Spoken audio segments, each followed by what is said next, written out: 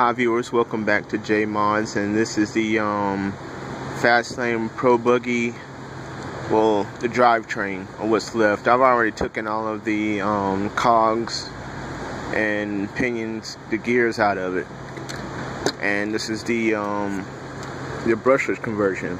Now, in my earlier video, I stated where I've done a couple of these where I just simply modded them, 2.4 gig speed controller, hobby grade components in it, and it was a phenomenal truck. And I seen the reviews on this truck on RC Mania, and it got bad reviews mainly because of the ground clearance issues that it was having. I wanted to address those, but it's a simple fix. See, these two holes right here is where the actual drivetrain, the motor, the rear mounts bolts up to the center of the chassis, and they stick out too far. They stick out about that much farther than they're supposed to, and when you drive the truck off-road, it catches on everything about that far. The distance between my thumb and an actual plastic. Now, what I've done already is I fixed that. I just took in, I just cut off the excess, soldered them down a little bit, gained maybe a ½ inch of ground clearance. But the purpose of this video is to show you that I'm actually going to mount or mod the casing here. I've already taken the screws out so I can do a quick video. This is the side that the motor goes in right here. I'm going to get the Dremel tool, and I studied something for a couple hours before I actually start taking away material and sizing it up. I do a real good comparison between this brushless motor and an actual brush motor that came out of here, which is a 130 or 180 size brushed motor, and it's about that much longer. I'm always crunching numbers in my head, but I'm gonna go in here. It already looks like I'm gonna have to go in here on this side of the housing and take out material very carefully and try to get the right fitment and the placement where this motor will actually slide down in there.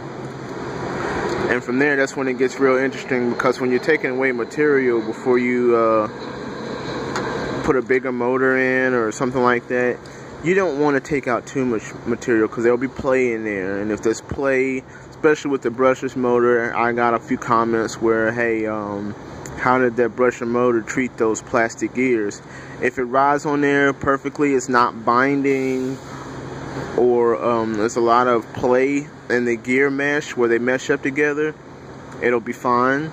If you're not really hard on the truck, forward and straight in the reverse or something like that, hard braking and things of that nature on those plastic gears, they should hold up fine. Now, I will say this, I prefer older model RC cars versus the newer ones, because back then, I say maybe the 85, 90s, like Bandits and some of those old school Nikos, the Golden Arrow, those plastic gears was like this very dark yellow. I've said this before on another mod, where those thick plastic gears, they made out of a harder material. Nowadays, like everything else, it's very cheap plastic, thin plastics. It's all about mass production, and you have to really take extra time and make sure you're doing something right, because yes, those gears will break very easily.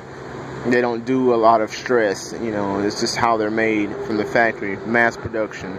But yeah, that's basically what I do. Is I just sit here and I've already just visually tried to push the motor in there and seeing where I have to take out space. I'm probably have to take out, the motor's going to stick out the bottom a little bit to get the right depth and everything.